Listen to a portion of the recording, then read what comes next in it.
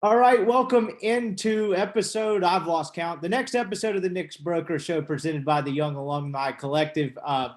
Glad to have Nick joining us again. Ole Miss is 2-0, headed to face their first real test of the season with respect to both Central Arkansas and Troy. What's up, man? How you feeling 2 games in? Feeling good. Like you said, 2-0 is not a bad start at all. So, just still trying to get better every day, though. For sure. What's like in terms of how you feel physically, kind of compare and contrast that to how you feel in camp? Because I know we talked about like the heat and particularly when you're a younger player trying to keep weight on and all of those things. 2 games into whatever the toll is for an SEC offensive lineman, how do you kind of feel compared to, say, I don't know, the end of camp when you're kind of switching into season mode? Yeah, I feel really good right now. Once you kind of get in the season, you kind of really get like your routine down and everything, which has been good for me. And body feels really good too. Like we're not really going at it every day like we do in camp once you're in season mode too. So yeah, no complaints on that side. Football is different than other sports because you guys play through so many different types of injuries, right? I mean, it's got to be a pretty major injury for y'all not to be on the field out there. Whereas, like, I guess, for example, in the NBA, like, I mean, not to go the LeBron route, but if he, pricks a finger or something, they can just sit him on the second night of a back-to-back. Like, it's just kind of different in that way. Is it like, I don't know if you're necessarily thinking about this, but like the further you can get into a season without some minor, just kind of annoying, like ding up type injury, the better. Do you think about it that way at all? I know you guys deal with so much nagging stuff. I just wonder if it kind of gets annoying having to deal with that week after week because it's kind of bound to happen. Yeah, definitely. I mean, especially some of those like lingering things that really don't seem like a big deal. Like even like something as small as like rolling an ankle, like something you can definitely play through, but it's still at the end of the day, it's like not ideal to kind of have to like come in early and like get it worked on and then have to like play through it and kind of, maybe be a step behind. Like it's kind of like one of those deals, like we always say, like, it's not really a big deal to lose like a step like in football because like you can kind of make up for it. Like if you're in track, it'd be like a really big deal, but like you can kind of make up for it, but it's still not ideal. Like it's something you want to avoid as much as possible. You've been pretty healthy throughout your career. What's like the biggest injury you've ever had to play through? Um, I think I've like sprained a knee before and played through that. I think I like sprained my MCL, played through that last year. Probably broken some fingers, honestly. Have you missed a Uh, game? I know I should probably know that. Have you played mm-mm, every game of your career? mhm. That's what the absolute Iron Man. I was just thinking about that as I asked the question out loud, and I was like, I can't remember at any point since 2019 that you missed any period of time. The real reason I asked that is I've heard some wild stories about like dudes playing through stuff because you get like the Toradol going, and then Mhm. like the way they're able to kind of like soup you up on game day. How real is that? To where like whatever you have dealing with once you kind of get in whatever you want to call it from a game perspective, in terms of the kind of right mind that gets you, and how real is the fact that you just forget about it until the game ends and kind of the high comes down, kind of literally and physically. Yeah, I mean, there's so much adrenaline going through, like you don't really feel a thing throughout the game. And then it's like one of those deals. Like for me, it's normally like right before I go to bed, depending on like the game. Like if it's an earlier game, I'll be like right before I go to bed, or like the second I wake up, I'm like, wow, like okay, I'm pretty sore. Like kind of one of those deals. But like we never really think about it when you're going through the game. Yeah, I was just like I was thinking about that the other day. I talked to Jackson Dart's dad for a story for a little bit, and he was talking about his injury at USC, and he injures it on like the third drive of the game in that Washington State game, and he plays through all of it. They have a great game. It was kind of a big moment for him early in his career, and he's like, I couldn't even really feel it. I started to feel it like after the game. We'll just figure out the knee thing later. But it turned out like he literally had a torn meniscus, like a grade 2 MCL sprain, like a major knee injury that he was just like, Right. we'll worry about this later. But then on Sunday, it was like, actually, oh shit, this is actually a serious thing. Yeah, that's wild. Yeah, I mean, Oh, so through there's 2 games, I was just gonna say how have you kind of felt you guys have played as an offensive line, kind of the gelling? I know you got some new pieces, some returning pieces. How's that kind of gone for you guys? yeah, I mean, I think the big thing is we grew a lot from week 1 to week 2, and it was kind of all of us like playing different positions, really playing in a true game. Like we can practice as much as we want and do things like that, but the game's always a lot different than practice. So, but it was good for us. I think we've gotten a lot better, and we're really on a good trajectory going up. I'm sure I've asked you some version of this before, but you guys played Troy, a Sun Belt opponent that's actually kind of gone down in the last half decade and beaten some good programs, right? You know, the LSU, Nebraska, all in the last half decade. I know Summerall's in his first year there. They kind of have a little bit of rebuilding, but they had some talent on that defense. So like, it's not necessarily as much as that one. It is one like Central Arkansas, where a team that, you know, they're coming to play because they need the check or whatever and get reps and experience, but they're kind of out of their depth. How do you guys gauge how you play as a football team when the opponent's like that? Because I guess to use Troy as an example, y'all could have run from the untrained eye for 900 yards on Troy if y'all wanted to. You kind of tried some passing concepts and stuff in the second half. I'm just curious as an offensive line, kind of how you guys kind of grade yourself, you know, when the opponent is not SEC caliber, we'll call it.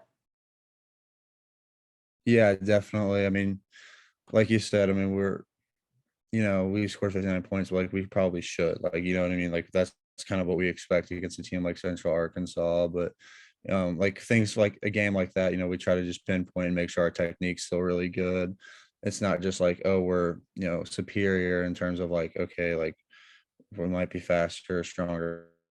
Like we still want the technique to be there. So that's kind of like main things we look for. And it's not like we're just kind of going through the motions. We still want to treat it like it's a very important game because they all are. Is it as easy to see mistakes on the offensive line in real time, whether it's Thornton or one of you guys? Whereas, like, say if a receiver misses a route or the quarterback makes a wrong read, like everyone on the sideline can kind of see that in real time. You kind of see him either get onto him or correct him. Is Thornton like correcting you guys in real time? How much harder is it to see kind of an offensive line mistake in real time versus, kind of a skill position thing where they're kind of out on their own on an island? Yeah, I mean, we could definitely tell. And obviously that's kind of what Coach Thornton's really focusing on is like making sure we're um, doing our job. And our grad assistant, Hunter McKay, he's up in the box, so he can kind of see things that like none of us are able to pick up on. So he's able to communicate with Coach Thornton, then he'll relate to us. It's kind of like we're all kind of communicating with each other about what happened out there. Is that ever like an eye in the sky thing where maybe you had a minor slip up, but the play still works out, and then you go to the sideline and you're like, I hope he didn't catch that? Like, how often is that? Is it a pretty high success rate that he's catching whatever mistake it is? Yeah, I mean they'll catch everything. Really? So like, don't even take film, pretty much in real time. Like, if you have some like mistake, they're like, they see it. There's no missing it. Yeah, and they'll try to correct it if it's a scheme thing or like a look maybe we didn't see. Or if it is just us simply just going like the wrong way or whatever, like it's addressed pretty quickly. I was going to ask you about that piece of it. How real is like the kind of in between drives, real time adjustments where like, I imagine if like a defense or something kind of comes at you guys with something maybe you didn't expect from film or a game plan perspective, and you're kind of like, are in the moment, are you kind of like, what the hell is this? And then you get to the sideline and regroup. Like, how much are you able to kind of make adjustments like that on the fly? Do y'all, I know in the NFL, they got the iPads because you see all the, highly paid guys slam them down, which I always think is a nice little fun sideshow in a game. Do y'all have like real pictures and slideshows? What's that kind of like adjusting to a scheme or a different attack within a game? Yeah, I don't think we have any on the sideline. I don't know how that works in the box or not, like if we can have them or not, because I've obviously never been up to the box. I don't know what the rule is on that or anything like that. But like when we come to the sideline, like that's one of the first things we do is we communicate with coach, like, hey, this is what we ran on this play, this is what we called, this is what we saw, this was our technique, things like that. So we can kind of first all be on the same page. So he's not wondering what we were doing out there. And if there's anything we need to adjust as far as what we're doing, we can kind of get that done too. I've asked you about the running backs a couple of times throughout various iterations of the show. I think everybody kind of got to see that in game action with all three guys, really. But I know Bentley and Judkins have really kind of stood out, just kind of how both games work. That Judkins and Evans have really kind of stood out. Not that Bentley's been bad at all. What's it been like playing behind or in front of all three of those guys in actual game action? Because I know a lot of people listening have kind of seen it with their own eyes for the first time. We're like, damn, those guys are pretty special. Yeah, those guys are really big time. It makes our life a lot easier. And just when we can just get the right blocks and get everything under control, I mean, they have the potential to really hit anything big, like really whenever. I mean, they have that big play capability anytime they get the ball. So it makes my life a lot more fun for sure. What is kind of the subtle stuff that you guys notice as run blockers, like with a good running back, if that makes any sense at all? To where it's like, I don't know, if you go through a play, and I would say you run behind Zach Evans, for example, consistently enough. Like when it's a really good running back, do you notice certain things when he's running off of you or whatever? And you're like, damn, this guy's a little different. Yeah, definitely. I feel like a lot of it too is like how they hit. Like for me, at least, like my personal opinion, a lot of it starts with kind of like how they hit the hole. Like if they're going like downhill, and a lot of it's vision too. Like they can kind of see things other people can't, or they have like a almost like a sixth sense of like what's about to happen. Like whether it's before snap or during the snap, about like where they should hit it. So that's like one thing that they do a really great job of. And I think more than anything, they try to finish every run too. They're not trying to run out of bounds. Like even if they're on the sideline, they're going to try and finish it and get an extra 2 or 3 yards, because things like that really add up. One thing I noticed the other night, so like I can't remember, I guess it was the Troy game and Dart throws the interception. Is there a protocol to what you guys have to do other than just get that guy's ass on the ground? Like, is there anything you're taught when that someone throws a pick, like how to get the guy on the ground? Or are you trying to pad tackling stats? How does that actually work? Yeah, I mean, there's kind of some technique to it. I mean, we try our best. Typically, the way it works is if it's thrown, the tackle, like wherever side it's caught, like the tackle runs kind of at like an angle towards that sideline or to that pylon. Okay. Um, and then kind of the rest of like the other three are kind of like just get the ball. Yeah. Like that was like the one area when he threw it, like immediately just sprinted, like he caught it on like the way we were looking at it, like the right, kind of like almost to the hash. I just started sprinting right to the sideline because he was running that way. Just because that's what I'd always done at tackle. But it's things we talk about. It's more of like a just get the ball and get effort kind of deal. Just because like it's kind of a chaotic thing. Like they're kind of taught to block. Like I'm sure defenses are taught to block once there's an interception, but none of them really think about it when it's happening or have like an exact technique of what they're doing. So mainly just get the guy down, with the defense go out there is kind of the main principle of it. Obviously, it's something you don't hope you have too many chances at, but do you have a recorded tackle in the career? Is that something that sticks out? Yeah, I actually do. I think Oh against yeah, there we as- go. for Vanderbilt, we had like a snap mishap, and one of their D linemen picked it up and tried to run with it, and I tackled it from behind. Punt returner, defensive lineman, in addition to guard, you could really up the versatility heading into your professional days here. So maybe add some tape. If they ever do throw a pick, you got to be the guy that pancakes them, just balls to the wall. Oh yeah. So as you guys are going on the road for the first time this season, and I know we talked about like the walkthrough aspect of it with Kiffin last time. I think he mentioned in a press conference like, "Hey, we did I forget what you guys call the Friday thing, but like I realized none of these guys have done this before." What is that go into the road games too, or is it kind of just like, look, you get on the bus, you go to Tupelo, you go to the hotel? Is there certain stuff you really need to know on the road at all? Uh, for us, it's not super tricky. We try to keep it the same schedule as far as like what we do at the hotel between home and away games. The only difference is we're not staying at the inn for away games. Like I said, like you said, we'll go to Tupelo and fly. Other than that, like I mean, there's really nothing terribly different as far as like the actual schedule itself, other than we have to travel, honestly. Okay. And then are like roommate wise, how does that work? Do you get one for the season? Do you guys rotate every game? Like is it assigned? How does that go? Yeah, we typically get assigned roommates that last the whole season. Yeah. Who snores? Royce Newman snored a lot. Damn, that was a quick answer. That's how you Yeah, shout out to Royce. He's doing really well up in Green Bay. It's been fun to Yeah, he watch is. today. So Yeah, he he was a is. big snorer. Is that the only one? Like that seemed like a pretty concrete answer where it's like might throw Uh, the only guys I've roomed with on the road are I roomed with Royce my first 2 years, roomed with Ben. Um, and then when Ben got hurt, I roomed with Casey Kelly. Now I room with Eli Acker. Honestly, I've been pretty fortunate. Like Royce snored, but like I always just fell asleep through it anyways. Like, Sure. and most times I fall asleep before my roommate does anyways in most circumstances. So like I never really pick up on it. Is it ever hard to fall asleep the night before games? Just because you're like in there, like it's coming, and it's almost at that point you guys are just trying to kill it time till the show starts, type of thing. Like it's not like jitters, but like I imagine there's some like apprehensions where it's like, damn it, like probably a lot of thoughts going through your head, not necessarily in a bad way. I'm just curious if it's harder to fall asleep on game night before games than most normal nights. Yeah, I would say so. It's typically a little harder to fall asleep. It takes like a little extra time. For me, it was especially hard like my freshman year. Like it kind of took me a little bit of time sometimes. It's like some nights when I was a freshman to fall asleep because I was super excited to get to play. As I've gotten older, like I've kind of just figured it out, like a good way to fall asleep, honestly. For sure.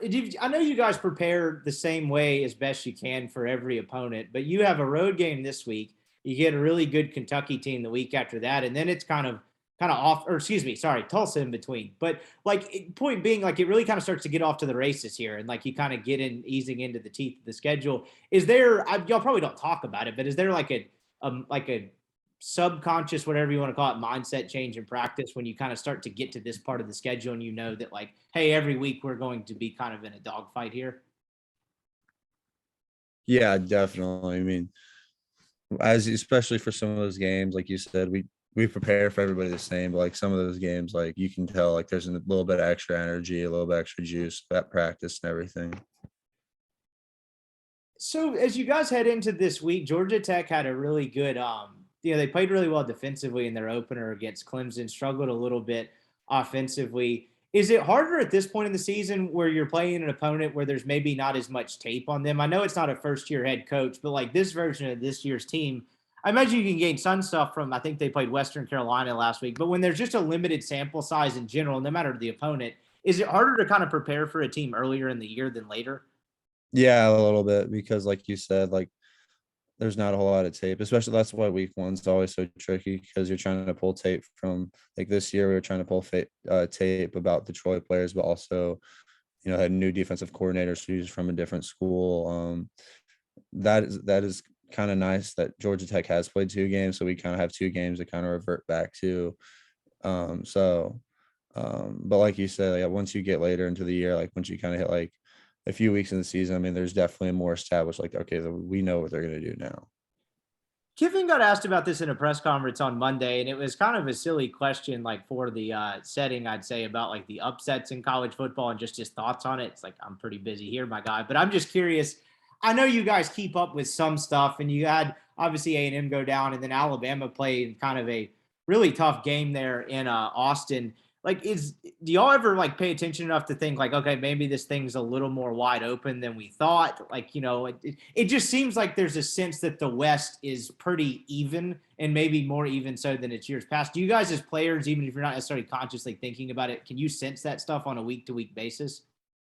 We kind of look into it a little bit as far as like who's winning and everything. Like obviously, if there's like a big upset, we get the ESPN notification like everybody else, and we have Twitter. But at the end of the day, we just kind of focus on ourselves and winning what we have to do, like doing whatever it takes to win on Saturdays.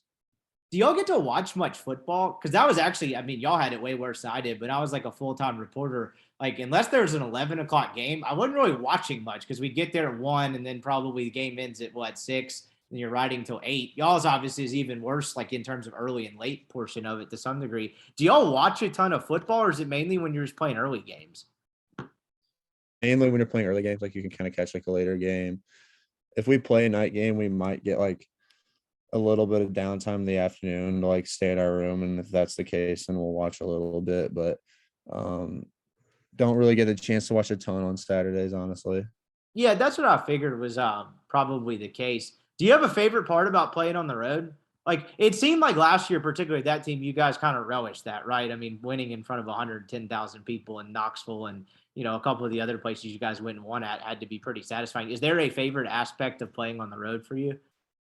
Yeah, I kind of like it because it's kind of just like truly us. Like, I mean, obviously we have like some fans that'll come to away games. I Yeah. mean, obviously there's way more fans for whoever we're playing at. But I mean, at the end of the day, it feels like it's only just us and just whoever's in that locker room. And it's kind of fun having that kind of like chip and traveling and just in a way you get to spend more time with the guys. I mean, you're on the bus to Tupelo, we get the whole flight, and then we'll get some time at the hotel. So that the road trips to me are always really fun. For sure. Kind of just wrapping up, I guess, like the football portion of it here. You guys had a high expectations on this offensive line, and I think you guys have met them pretty well so far. I mean, look, it's 2 games. I know the schedule is about to stiffen up really quickly, but like, can you sense among like the other 5 guys, the other 6 guys, all the kind of guys in the rotational mix that you are kind of trying, you are ending up forming as good as you thought you might be? Like, do you feel pretty good about how all of that is coming along? Yeah, I think we're in a good spot now. I still think there's a whole nother level we can get to, honestly. But I think, 2 weeks in, we're in a pretty good spot. Yeah. And obviously, I mean, with the way you guys run the football, I imagine that's got to be fun to play lineman, right? It's kind of, I mean, look, Kiffin's offenses are explosive in a multitude of ways, but it seems like this team really has a chance to form an identity around running the football. Is that kind of fun as an offensive lineman to have that identity? Because no Oh, one's yeah. ever calling you soft if you run it right over somebody. That is for Yeah. sure. No doubt. That's something you really take a lot of pride in, is kind of running the ball. I know you're a lot of online classes. I ask the campus question every week. Are you getting the buzz of just football season kind of coming up on campus 2-0? Do you get yelled at on campus ever? Not in like a bad way, but just like, hey, what's up, Nick? On campus, a little bit more, not so much like when I'm walking to class, honestly, 'cause I think people just like whatever, like I'm just here to go to class at that point. But like during the walk, yeah, like there's a lot of people. But like when I'm like just like walking around campus, just going like from class to whatever, like or whatever, not a ton, but a little bit. Even whether it's home or the road or the Walk of Champions or whatever, can you hear like some of the crazy stuff people yell at you, whether it's like funny or whatever? I know you guys are locked in and are blocking it out, but like even in like warm ups, like can you hear people like yelling in your direction and all of that? During the walk, yeah. During warm-ups, not really. I'm kind of pretty laser focused on what we have to do, so don't really hear a ton during like warm-ups or anything like that. Does the walk ever get old? I imagine that's probably like a new world every time. Yeah, it's always pretty cool. That's something that doesn't really ever get old. You don't really ever get tired of it. They get you guys there through pretty quickly. I remember when I was a kid, like they would like have guys like people in the crowd like try to hold them up. I think kind of Lane Kiffin playing style. I remember someone handed, maybe it was Mike Espy, like their child. Have you ever been handed a baby? Has anything ever happened weird on the Walk of Champions?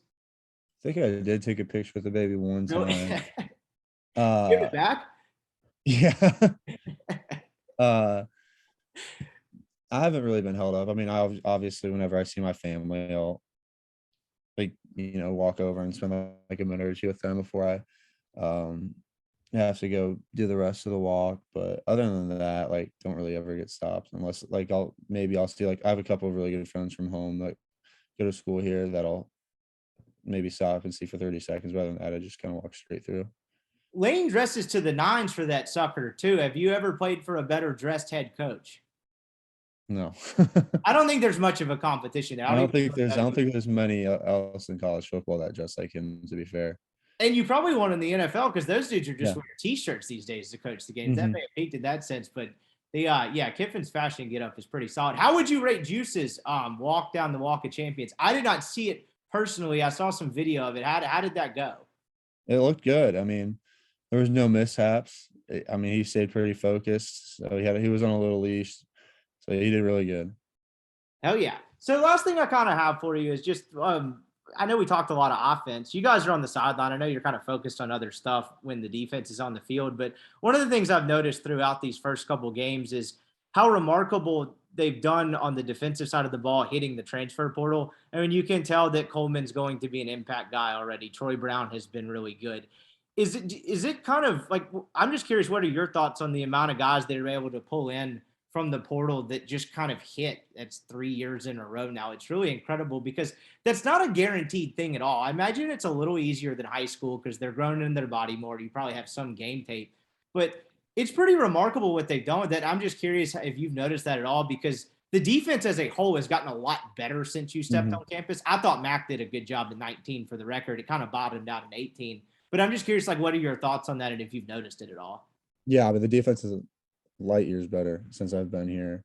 Um, they've done a really great job with getting in good talent and getting coached up and doing what they're supposed to do. So that's been really fun to see. Like I think they've probably both they've goal points the whole year through 2 games. So that's been really cool.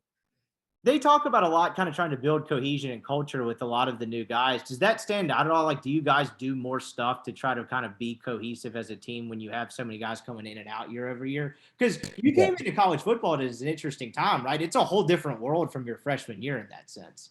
Yeah, definitely. Things have changed a lot since I've been in college. Like you said, it's night and day from when I was, getting recruited to where it's at now. And, we try to do as much as we can to kind of get together and hang out with each other because those relationships are important. Like, kind of having that relationship off the field just makes everything easier on the field. So we try to do as much as we can to, get to know each other.